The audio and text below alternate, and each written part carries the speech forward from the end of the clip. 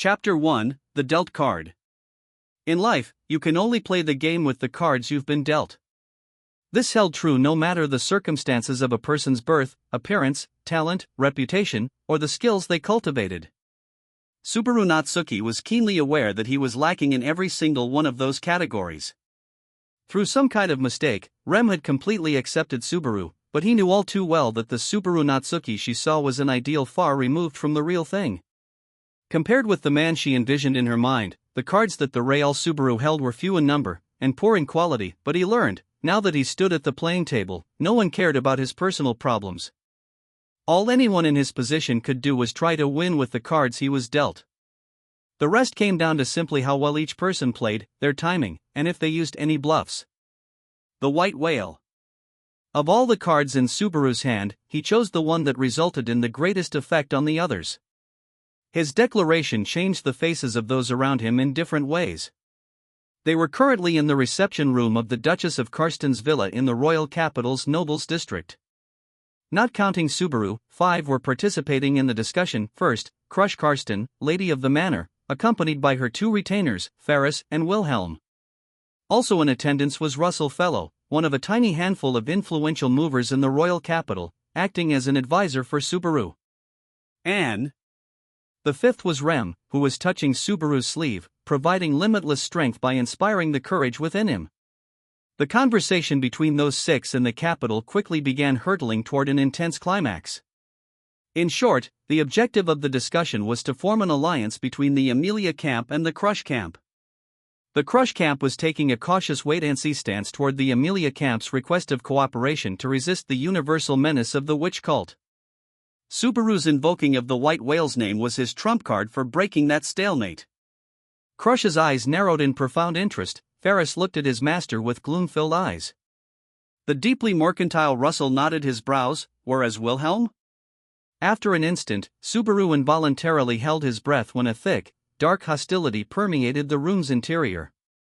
Feeling sick to his stomach, as if his intestines were about to be rearranged by the tip of a sword, Subaru lifted his face to see the source and saw the white-maned, old man exhaling deeply and lightly shaking his head.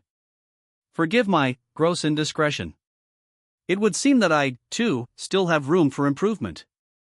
Wilhelm closed one eye and apologized without any change in expression. The aged swordsman pushed the malice away, leaving no traces remaining even in the farthest corners of the room, then touched the sword on his lap as if ashamed. I have no excuse for interrupting. Say the word and I shall remove myself. No, stay. I wish to hear your opinion. Crush personally stopped Wilhelm from excusing himself. You do not mind, he said, shifting his eyes to Subaru, who answered as well with a nod of agreement. Now then, the term white whale has been thrown out rather suddenly. May I take it that the white whale of which you speak is the demon beast of mist, one of the 3 great demon beasts? Yeah. A monster that spews out mist and swims around in the sky, that white whale. I know when and where it'll show up next. I want to offer that information as part of the deal for an alliance. Is she gonna bite? Wondered Subaru, his nerves on edge as he waited for Crush's reaction. The lady of the house put a hand to her chin in contemplation. Before she rendered judgment, someone cut in. Apologies. May I ask you some minor things? Russell raised his hand and sought permission for questions. Sure thing, ask anything you like. First, there is a matter I must verify. Mr. Natsuki, do you have an accurate assessment of what value to place on your knowledge of where the white whale shall next appear? It could reduce the number of people caught up in the white whale's damage. Merchants and land dragon cargo runners can revise their routes, and it would improve the condition of a lot of victims, I think? Yes, precisely. However, that only earns you a score of 50. Russell's assessment of Subaru's mostly timid reply was rather harsh. Are you aware of just how much blood has flowed due to the demon beast of mist to date? He continued. The unlucky caravans, which the white whale's mist swallowed up, vanished without a trace. The royal knights assembled to dispatch the white whale failed, routed by the beast. Until a few decades ago, it appeared near villages and cities, swallowing them and their entire populations whole. It was not uncommon for cases where it was impossible to ascertain the truth of what had happened. The white whale is more than a very large demon beast. Russell's words, explaining the menace of the white whale, were hot, almost excessive. Subaru, prone to hiding his negative emotions behind a facade of denial, understood the desire to have others understand such feelings. Faced with an enemy too vast to fathom, people try to extol the vastness of its existence to protect their fragile spirits. With such a demon beast, the most crucial measure is never to encounter it. Many merchants and travelers fear nothing greater than mist covering their path. The white whale is a symbol of calamity, and any mist itself is a veritable evil omen. If one could see ahead to know where it would appear, it would be worth an immense fortune. However, having clenched his fists and spoken with such zeal to that point, Russell suddenly looked down at Subaru with cold eyes. Information is assigned value from its trustworthiness. Mr. Natsuki, how can you prove such a thing? Without proof, it cannot be seen as anything but fiction. Most of which I wish to express would only repeat Russell Fellow's words. I was about to ask if you could prove your claim. With thin smiles, Russell and Crush both questioned the basis of Subaru's tip. Is the information true or false? Posed this question, Subaru felt a cold sweat against his back. But he could not reveal his anxiety. Returning a bold smile their way, he managed to keep himself from letting weak thoughts trickle out as he put his next card on the negotiating table, just like he'd elaborately simulated many times over in his preparations beforehand. The reason I can know where the white whale will come out beforehand is this. Suddenly, he took something out of his side pocket and slapped it on the table. Subaru displayed his evidence on the table. He felt the expressions of everyone staring at it tighten briefly, but the next moment, bewilderment came over them. Subaru Natsuki. Yeah. When Crush quietly invoked Subaru's name, he puffed his chest out without a hint of fear. Without commenting on Subaru's impudent demeanor, she pointed at the proof Subaru had placed at the center of the table. What is this? It was a gleaming piece of cutting-edge future technology encased within a white, metallic body. She did not take her eyes off the cell phone for a single instant as she quizzically tilted her head toward Subaru. Subaru's knowledge of precisely when and where the white whale would appear was truly the fruit of repeated coincidence and the mischief of fate. The decisive instant came on that misty night during the third loop, when he encountered the white whale face to face. While sitting in the driver's seat of a dragon carriage, he had retrieved the cell phone from his hand baggage and activated it to use it as a light source. It was then, right before that. The first time Subaru set eyes on the white whale, he'd been trying to check on the dragon carriage running beside them, had vanished. His eyes struggled to pierce the darkness at the time, so he thought to use the light of his cell phone. Even in the present, he found it hard to forget meeting the thing in the dark, eyeball to enormous eyeball. Right after that moment, the demon beast roared. Then, its first attack blew Subaru and Rem's dragon carriage away, turning it into wood chips. As Rem grasped him by the collar and they sailed into the air, the scene seared itself into Subaru's eyes as everything moved in slow motion. And with the world crawling forward one frame at a time, Subaru saw it crystal clear, his cell phone, knocked out of his hand in the initial blast, twirling through the air and displayed on its backlit screen, 3:30 p.m. After arriving in a new world, the clock function of his cell phone had lost all meaning. But if he used it as an indicator of a determined future event, it was more accurate than anything else available there.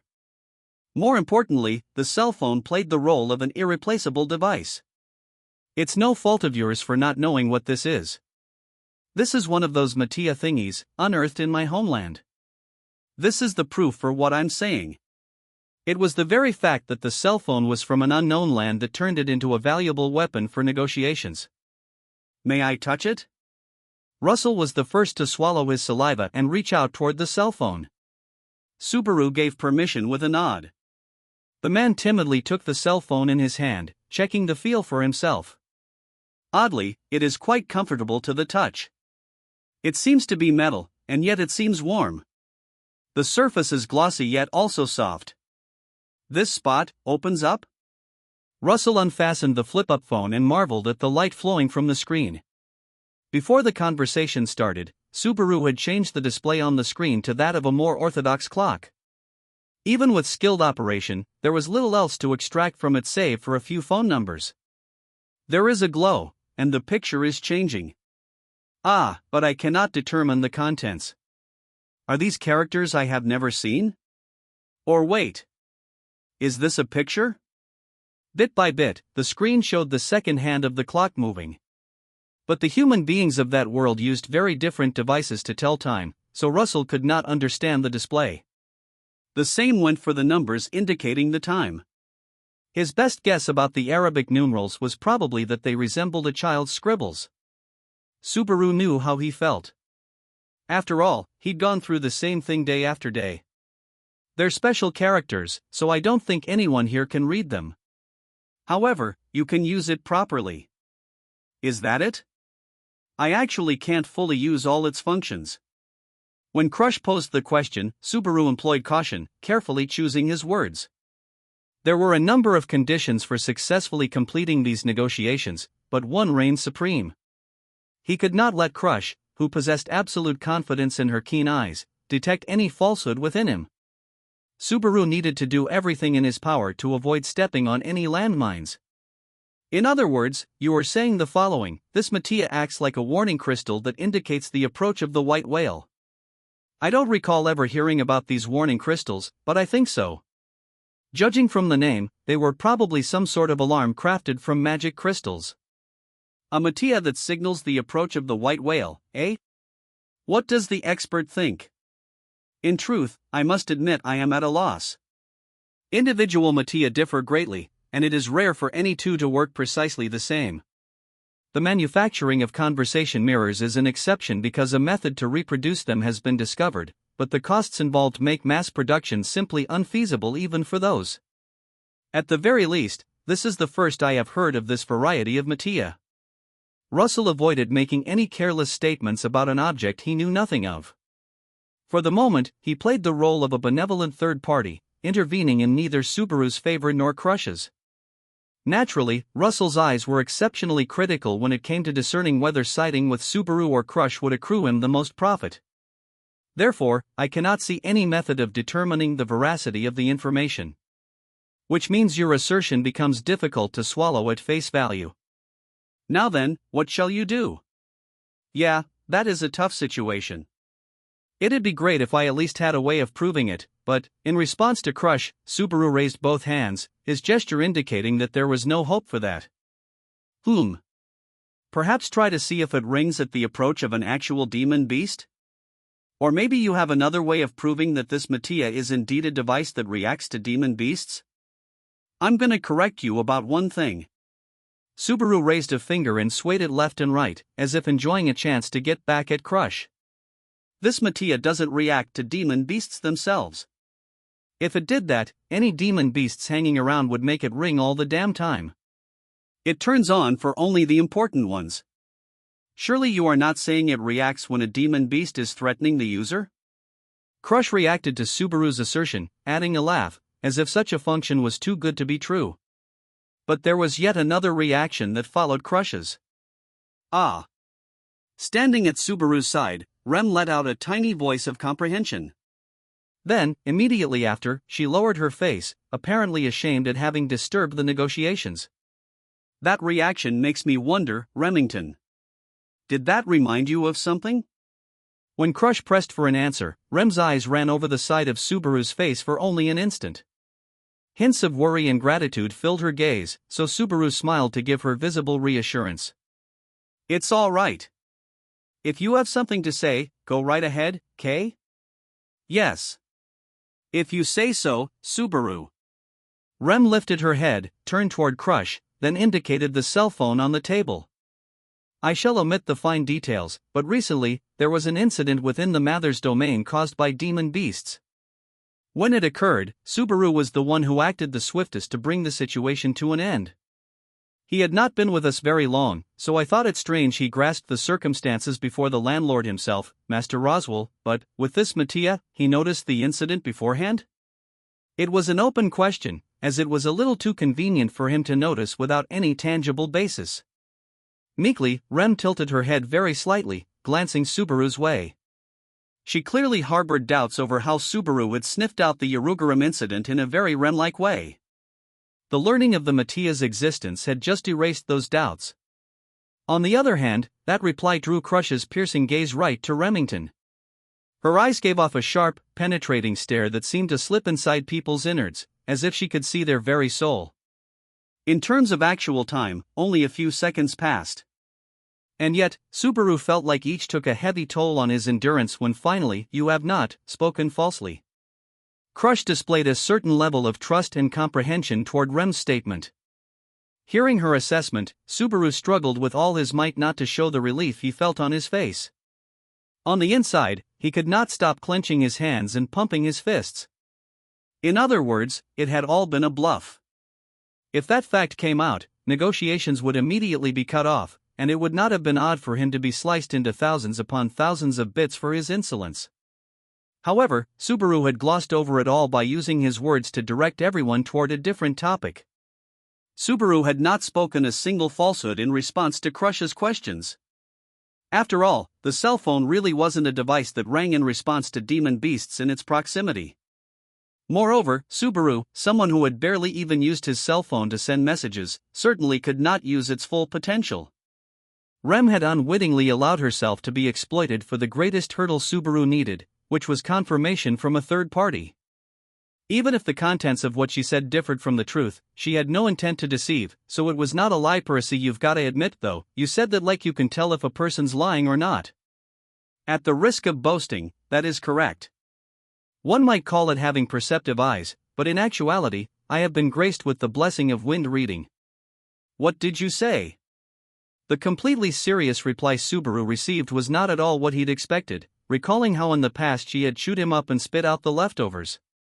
During the previous loop, Subaru had chalked up Crush's self-described ability to discern falsehoods to her perceptive eyes, but reading the wind allows me to judge that which cannot be seen by the eye. By nature, I am able to discern the wind that envelopes the other party. Those who speak lies have a telltale wind that blows from them. There is none of this around Remington. Oh really, is that so? I didn't know that. Had no idea. An unsettling wind does blow from you, Subaru Natsuki. That said, standing at the negotiation table while unaware of my wind reading was simply too unfair toward you. Subaru's smile twitched at how rotten Crush's personality was for her to reveal that ability at the height of negotiations. A blessing that provided a way to determine whether the other party's words were true or false was practically cheating. It also explained the sharpness of the barbed words that had cut Subaru so deeply the last time around. Rem's words contain no hint of deception. At the very least, this certainly proves that you possess the means to detect a demon beast menace in advance. But in this one instance, her confidence in that blessing was a double-edged sword. Subaru was balancing atop a tightrope, embodying the very idea of letting his opponent get their cuts in as long as it meant he could hit back even harder. So can I take it that you believe in this Mattia now? That would be speaking too soon. Even knowing there is no collusion, it does not change that I must protect all my vassals. This is a decision that might determine the outcome of the royal selection, or even the fate of the kingdom itself. I shall not proceed lightly. Unsurprisingly, she fended off Subaru's attempt to quickly close the deal. He'd achieved a bare minimum of trust that his proclaimed Mattia could provide information about where the white whale could appear, but that only meant they would consider the proposal seriously rather than laugh it off. What would build on that level of trust and bring the negotiations to a successful ending was, so, how about letting me in on this Mattia talk, too? The reception room was seized by surprise when a voice suddenly interrupted. When the speaker stepped into the room, she elegantly smiled in response to their startled gazes. Aren't you a funny one, Subaru, looking the most shocked when you're the one who invited me? Addressing the wide-eyed Subaru, the charmingly smiling girl ran her fingers through her wavy mane. Her light purple hair seemed as soft as down, reaching all the way down to her hips. With such a gentle face, she could easily put others at ease. However, the girl's eyes meticulously surveyed everything, a clear sign that she was not to be underestimated. Anastasia Hashin. Knowing who she was, Crush shut one eye and addressed her by name. Anastasia responded to the greeting with an easy thanks. It's unfair that while I was busy hurrying over after getting word, you just went and started talking without me. With such an interesting, profitable conversation going on, you'll let me join, won't you? Phrasing her request in a pleading way, Anastasia's words and subtext contain genuine delight. After considering her presence, Subaru subconsciously glanced behind her. If you are wondering about Julius, you can rest easy. As he did so, the mischievously grinning Anastasia seemed to read his mind. Currently, Julius is under house arrest by order of the captain of the Royal Guards. He's currently undergoing punishment for smacking around someone else's boy without my say-so. That knight of mine is quite a handful. House arrest. Now that she mentioned it, Subaru recalled the night when Reinhard had told him the same thing. As a result of his private duel with Subaru, Julius was being disciplined with house arrest. Apparently, that was why he hadn't accompanied Anastasia to the current meeting. I see. That's very unfortunate. Subaru was too pathetic to keep the look of relief off his face. But even then, he was unable to summon any words he might have for the next time they met. You said you were invited here. By Subaru Natsuki, I take it? Crush addressed Anastasia, ignoring Subaru's wounded feelings. Anastasia sat in a chair offered to her as she stroked the fox fur scarf hanging around her neck. More precisely, it was the girl with him. Normally, I'd have just sent her away, but I couldn't wave her off after she said there was super important stuff concerning the white whale. When Anastasia finished chatting with a smile, Crush turned to Subaru. After bringing two royal selection candidates to the same table, Subaru gripped his fist at the drastically altered situation. This is it. Everything starts from here. All the necessary parties were in the same room together. Subaru could finally begin the true negotiations. However, pardon me, Mr. Natsuki, but there is one thing I would like to ask you. Naturally, Russell did not find the invitation of a rival merchant to the meeting very amusing. Go ahead, Mr. Russell. Mr. Natsuki, I would like to hear your true motive for calling Lady Anastasia to this place. As she is both a candidate in the royal selection and president of the Hashin Company, possessing great influence with the merchants in the royal capital, my position here has become highly indistinct. Surely it could not be, you're wondering if I'm weighing other options? The instant Subaru responded to Russell's doubts, the atmosphere in the reception room grew taut. Of course, Russell felt slighted, but his grave expression spread to Crush as well. In other words, you are saying this: you shall select your alliance partner based on who bids higher for the information on the white whale, my house, or Anastasia Hashin? If so, that is an exceedingly imprudent choice, Subaru Natsuki. With Subaru silent, Crush slammed him with the force of her will, rising to her feet and gazing down sharply at Anastasia. Amused, Anastasia tilted her head slightly as she spoke. Oh my, Crush. If you look at me like that, I'm going to get excited. That's a face that people in the lead get when they're worried about their competition catching up soon. You have questionable hobbies. Perhaps it is the correct decision for someone like you, openly motivated by personal greed, but my principles shall not be swayed. After fending off Anastasia's taunt, Crush turned back toward Subaru with a serious expression. It is as I said, Subaru Natsuki. If you expected a bidding war between my house and the Hashin Company for your information, let me say that you will be disappointed. I have no intention of cooperating with your SCH. Wait, you're jumping to conclusions. Both of you calm down, okay? Subaru scrambled to stop Crush from breaking off negotiations and wrecking all his efforts so far. Jumping to conclusions. Mr. Subaru, so it was not your intent to draw two candidates to compete against each other? Of course not. I'm not so overconfident to think that I can make people dance in the palm of my hands. I ain't Buddha. Really, with what I have, Subaru gave a little wave before making a show of holding Rem's hand as she stood beside him. The touch conveyed a body heat that sent courage flowing into him, calming the faint trembling of his fingers. All I can manage with hands my size is holding on to another person, like this. Ah, yes, very touching. So where do you plan to take the conversation from here? I guess that was a pretty lame line. When he tried loosening his grip, Rem fiercely resisted letting go, so Subaru left it at that while using his free hand to slap the table before continuing. I've played the white whale card, and I've invited 2 people who represent the merchants in the capital. That makes the situation a big deal already, but I want to propose one more thing. Subaru tapped his fingers on the table while sending a fierce smile Crush's way, blatantly hiding all the frail, weak-kneed parts of him behind a bold, confident front.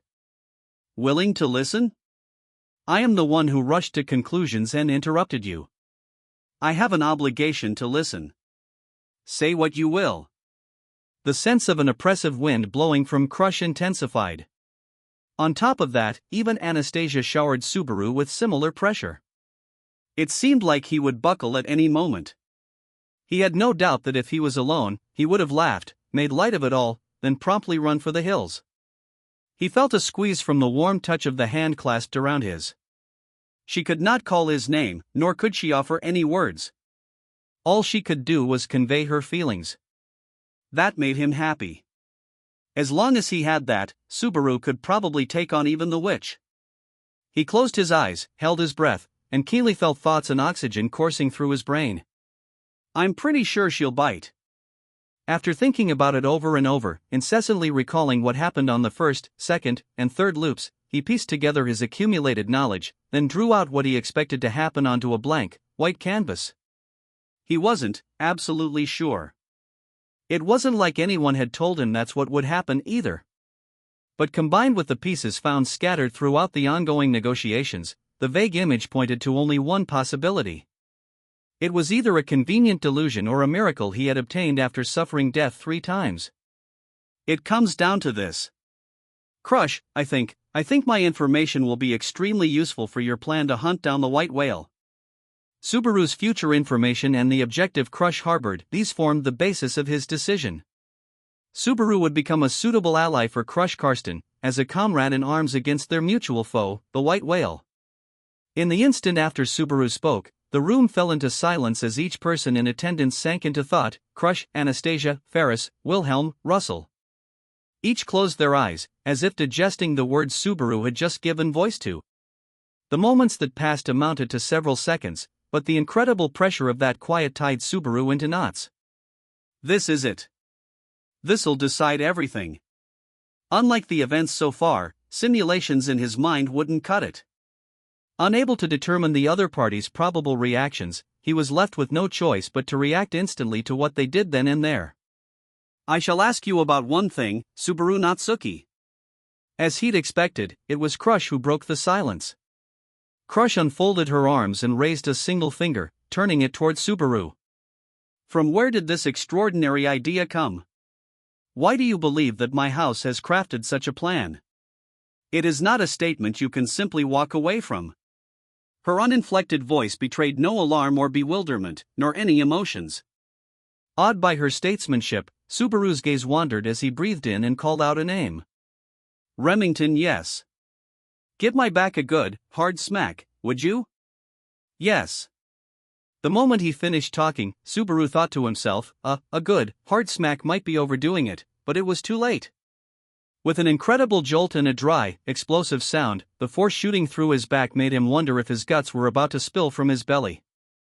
He felt something hot press against the center of his back in the shape of a small hand. Using the pain and heat to gather his wits, Subaru bowed his head to all the confused people watching. Sorry you had to watch that. I was losing my mind a little there. Everyone can remember one time or another when they needed to rally themselves after faltering before a great challenge. I was taught long ago to write enemy on my palm, then to swallow the word to steel myself, Lady Crush, Lady Crush. That's the charm Fairy taught you a long time ago. You still remembered that? What? Was it a lie? It wasn't based on anything concrete, but if the charm helped dispel any doubt in your heart, then it was no lie, Lady Crush. Fairy's really happy to have been a help to Mew. I see.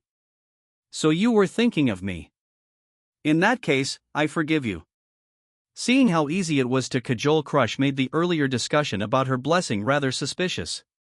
Though after many years together, Ferris probably knew exactly how to exploit the loopholes in her lie-detecting ability. Gotta say, though, this kind of talk is in a different dimension compared with the negotiations earlier. It's not that strange. I do the same thing before I begin working on any important business deal. Jingling a sack of gold coins by my ear brings out my courage. What's with the face? I was just thinking that if we cut off the conversation here, no one would guess that you guys are competing for control of a kingdom right now. Subaru pretended not to notice how trivial their chat was compared with the important matters they should have been focusing on. Anastasia pouted at Subaru's reaction, then sighed deeply before continuing. All right then. Now that we've had a nice change of pace, let's leave it at that and let you pick up where you left off. Yeah, thanks for being so considerate. Crush and Ferris were simply talking as they usually did as master and servant, but Anastasia's benevolent humoring of the off-topic conversation had bought Subaru precious time to organize his thoughts into something coherent. There were a bunch of things nagging me while staying at this mansion for the past several days. First is the number of people passing through. The volume of visitors and goods going in and out has been more than just a little high. That's only to be expected once news that I am a royal candidate was made public. Surely you understand this? That explains the guests during the day. But what about the ones who came in the dead of night? After you've changed into your evening clothes, the only thing left for you is heading off to bed. Can you really claim that guests arriving at that hour are there just to talk? One night, during the first time around, Crush had invited Subaru to a drink in the evening. Having changed into a nightgown before sleep, Crush was incredibly feminine, and Subaru recalled finding it awkward not knowing where to look, along with the conversation they had, of course. But that wasn't the only thing he remembered. He distinctly recalled being together with Crush, a wineglass in her hand, while noticing the presence of people coming and going in the yard below. Given your personality, you'd never even think of drinking alcohol if you were receiving guests. So how do you explain all the people moving around the mansion after you'd gotten tipsy? They were there for something besides seeking an audience. This time, Crush did not have a response for Subaru's deductions. Having tentatively seized the right to guide the conversation, Subaru tapped the table with his hand. Another thing that bugged me was the market for metalwork here in the capital. According to a merchant I know, the price of various metal goods has been spiking. In other words, that means weapons and armor. Subaru had drawn this conclusion from disparate fragments of information he'd gleaned from his first, second, and third times around. So I'd bet that you've been gathering up a big amount of dirt-cheap combat gear. I heard that from that shop I know, and from traveling merchants coming here to visit you, Crush. Maybe she's preparing for a war, said some traveling merchant or other he journeyed with, laughing it off. It's significant enough to affect the entire market, so it seems like you're buying up quite a lot. If you're going as far as to buy weapons from outside your own lands, common sense says that something's up, right? Mentioning my house in the same breath as the white whale is far too great a leap from only that much circumstantial evidence. You've barely compiled enough to even speak the first letter in its name. It is a fact that my house has been acquiring weapons, but that is not proof that I plan to hunt down the white whale. Perhaps I am amassing military power so that I may ignore the results of the royal selection altogether and seize the throne by force of arms. You don't have any reason to plan something so violent, and even I can tell you're not that kind of person. Crush, who was the living incarnation of words like sincere or noble, was one of the last people willing to violate the trust of others like that. Though I must say, I am somewhat surprised. Crush, who shouldn't have known what Subaru was thinking, sighed in admiration. She crossed her arms, tilted her head quizzically, and looked Subaru over from head to toe before speaking again. I had firmly believed that you went into the capital during the day purely as a diversion, but it was most definitely my own eyes that did not see clearly. Yeah, that's right. It's not like I spend all my time playing around. Crush's open praise struck Subaru with heavy pangs of guilt. In truth, Crush's initial assessment was exceedingly correct. She judged that he was gullible and spoiled. All he could do at the moment was to respond, turning a blind eye toward the truth. Anyway, when I first realized you were gathering weapons, I thought you were preparing for war. The real question was who you were planning to fight, but a slippery merchant let something fall from his lips. A slippery merchant. Just to be sure, to avoid any misunderstandings, allow me to affirm that it was not I. When Crush glanced at him, Russell directly denied the misgivings that were undoubtedly on the tip of her tongue. Apparently, Crush sensed no hint of deception in his words, because she grudgingly showed that she believed him. As expected, Crush's intuition was very sharp, but her suspicions were actually both correct and incorrect. The merchant who'd let it slip from his lips was indeed Russell, just as Crush had suspected. However, it was not the Russell currently standing before them but the Russell Subaru had met during a previous loop. Should Lady Crush succeed in her current endeavors, we would feel nothing but delight. Russell had spoken those words on the way out after his negotiations with Crush had broken down. Subaru had pondered the meaning behind those words for a long time. If Crush had stated she expected to succeed the royal throne, it was difficult to imagine that would cause negotiations to break down. But if Crush's and Russell's mutual goals were aligned, then, if you go by popular rumor, a lot seem to think you're practically running alone in the race, Crush. But it looks like the merchants don't seem as eager to call it as regular folks do. I do not deny it. It is only sensible that the wealthy are the most reluctant.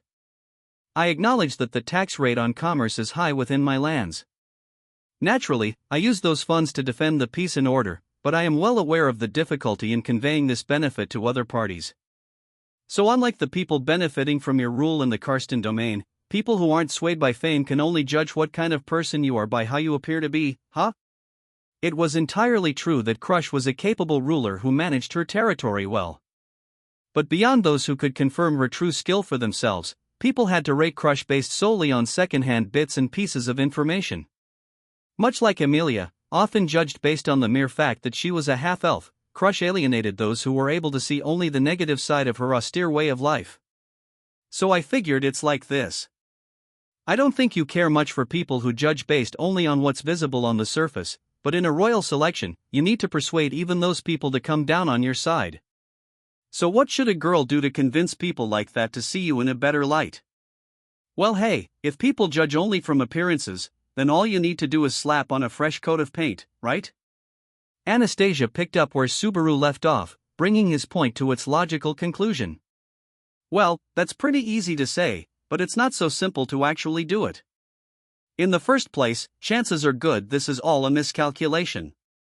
After all, you're wording things to be pretty convenient for yourself there, Subaru. I can't argue with you there. There's no mistaking that Crush is gathering weapons together for some big plan to somehow court the merchants to support her. But maybe tying that together with the white whale is just a lot of wishful thinking on my part. I could have just convinced myself it's related to my knowledge about when and where the white whale's gonna show up. Then, Subaru trailed off with a final but, while staring directly at Crush. Crush kept her emotions off her face, and he couldn't get a glimpse of what lay in her mind. However, she hadn't refuted anything he had said yet. That made the gamble worth it. I'll say it again.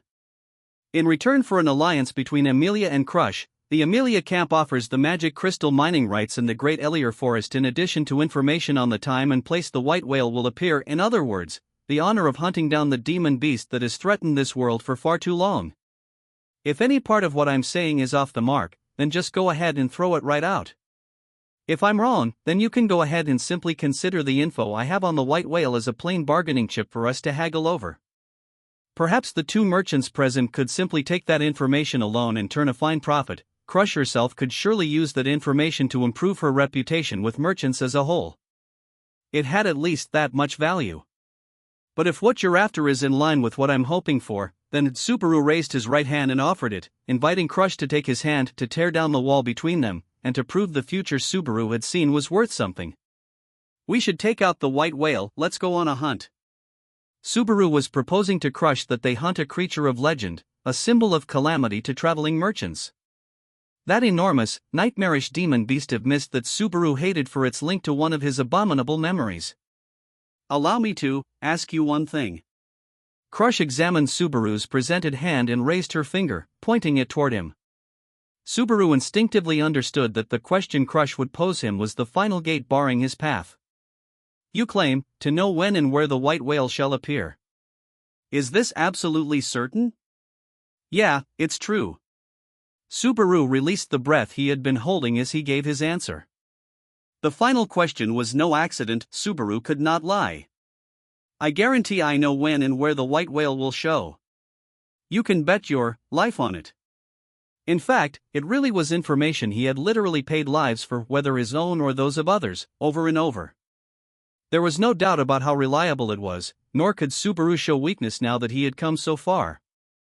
Though there are still some points about which I have doubts, you have done well to see through my plans.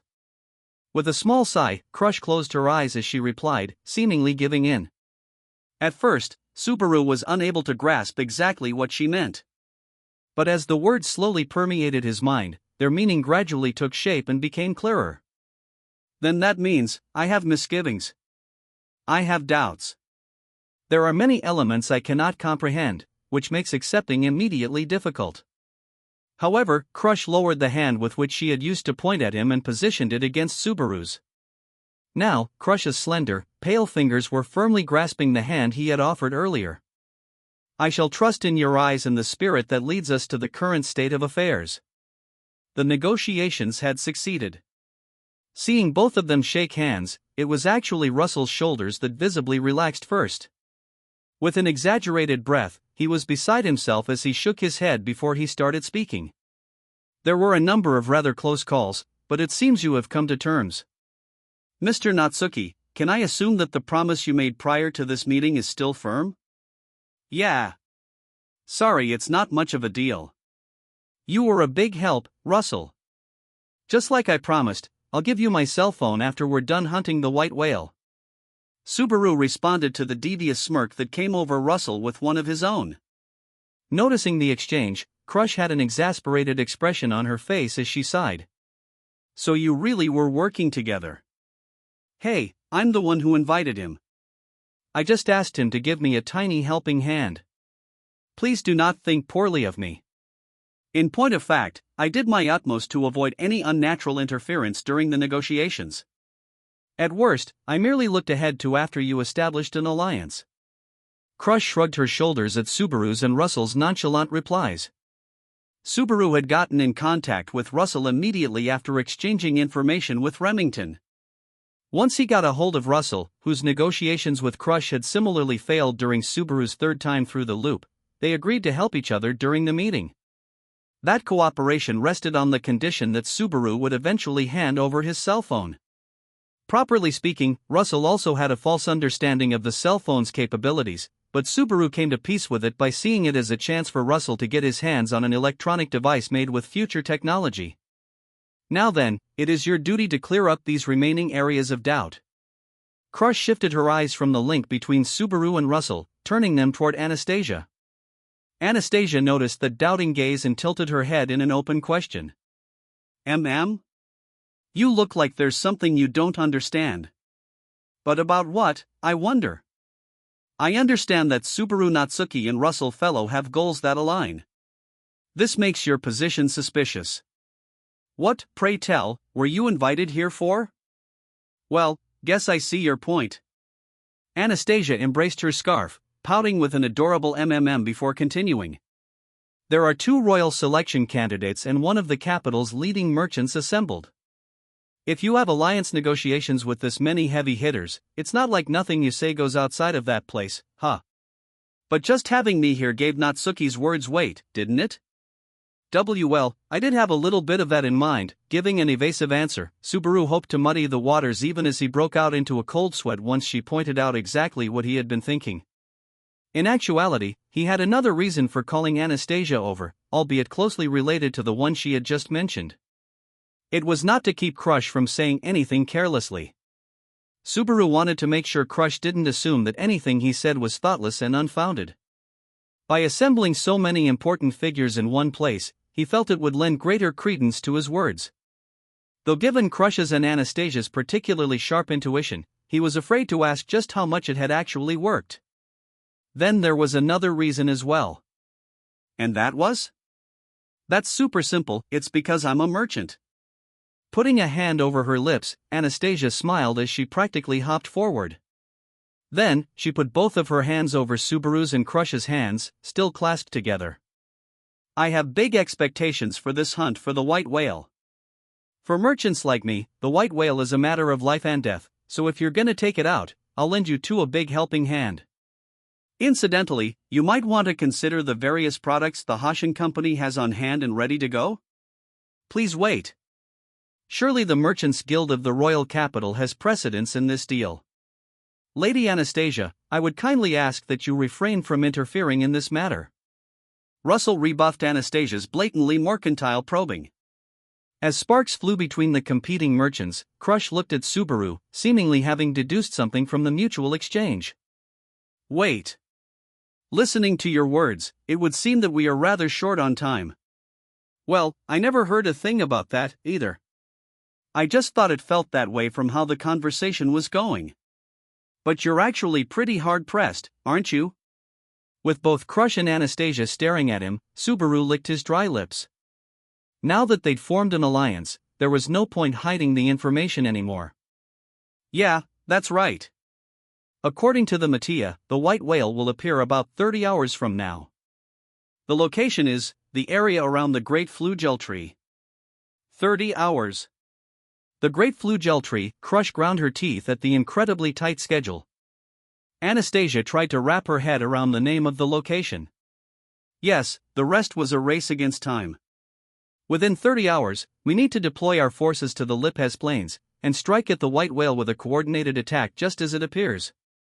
For that, Crush, quickly adapting to the situation, turned her head only to see Wilhelm nodding. The aged swordsman broke his previous silence and spoke. With regards to the attack forces organization, it has already been on standby in the royal capital for several days. In the first place, it had assembled in the royal capital to coincide with the timetable of the white whale's expected appearance. Lady Crush, I believe you are blessed that this should coincide with the beginning of the royal selection, but that was fast. But what? Is there a pattern to when the white whale shows up? Though Wilhelm's news was a lifesaver, what Subaru heard also surprised him. As far as he knew, the time and place of the white whale's appearances were completely random. Its tendency to pop up anywhere, anytime was a part of the demon beast of Mist's greatest menace, but it was Ferris, advancing to Wilhelm's side, who answered Subaru's question. Figuring out the times and places the white whale comes out is all old man Will's hard work, meow. He spent the last 14 years living with only the thought of giving it a good pounding, meow. Ferris's cat ears twitched. Then, he peered into the face of the broad-shouldered old man and spoke again. Thanks to old man Will, I'm not worried about the morale or training of the troops, but I can't say the same for our logistics network. I mean, if people figured there was an army under Lady Crush's command here in the capital, there'd be a huge fuss over it, so we've had to sneak stuff in bit by bit. When Ferris pointed that out, Wilhelm's sharp eyes shifted Subaru's way. Certainly, I cannot say that our weapons and equipment preparations are completely in order. Sir Subaru, did you bring Mr. Russell and Lady Anastasia to the same table to address this? Well, sometimes these things just happen. I wanted to say that at least once in my life, okay? Subaru scratched his head and returned Wilhelm's gaze with the answer he had prepared. Russell, preeminent merchant that he was, accepted Subaru's reply and motioned to outside the window.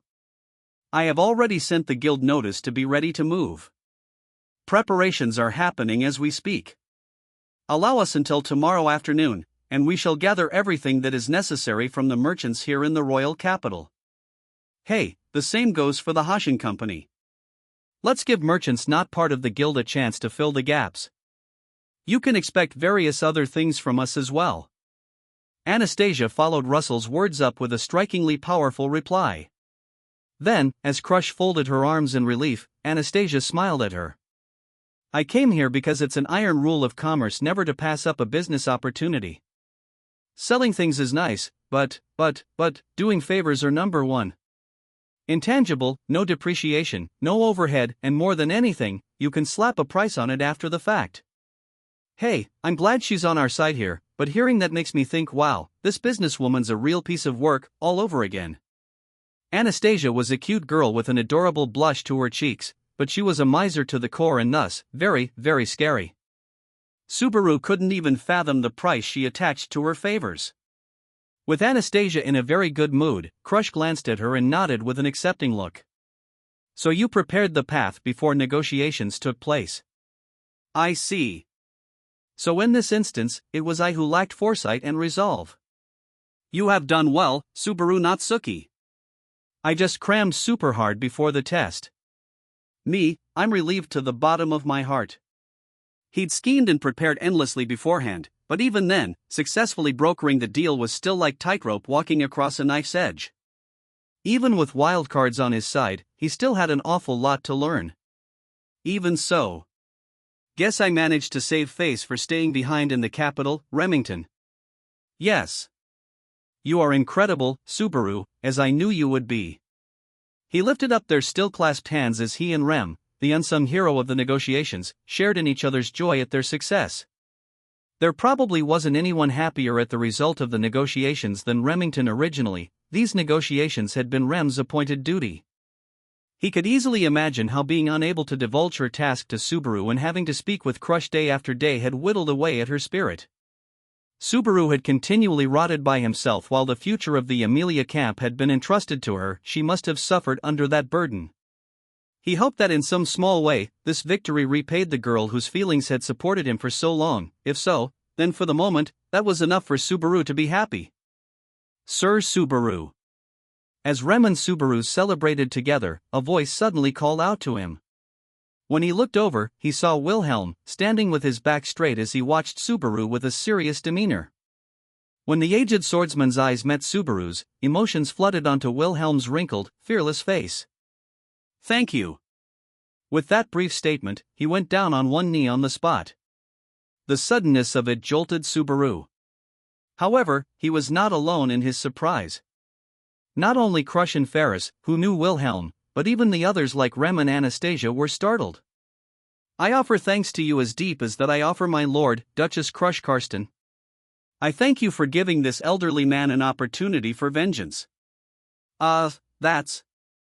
As wise a man you are, Sir Subaru, you have likely already deduced this, but allow me to reintroduce myself. Wilhelm paid no heed to Subaru's confusion, drawing his sword from its sheath. He lowered the blade onto the floor, then placed his hand upon it. It was the greatest possible gesture for paying the utmost respect. Then, he spoke his name.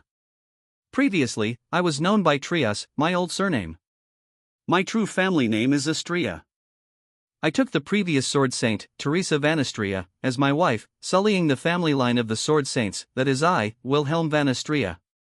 After a breath, Wilhelm's eyes were filled with a glimmer of hope as he carried on. My warmest thanks for granting this withered body a chance to slay the damned demon beast that robbed me of my wife. Wilhelm deeply bowed his head, the emotions of his powerful, heartfelt plea slamming into Subaru all at once. Everyone listening to the exchange was waiting in anticipation of Subaru's reply. To meet their expectations, Subaru drew a deep breath and answered. All right, oh of course I knew. Naturally, that's how I was sure Crush would agree to wiping out the white whale. Subaru Natsuki. Crush calmly interrupted Subaru's oddly flailing reply. Her amber eyes peered into Subaru's floundering expression when she sighed softly. A deceitful wind is blowing from you. The power of the wind reading underscored how plain Subaru's paper-thin lie was.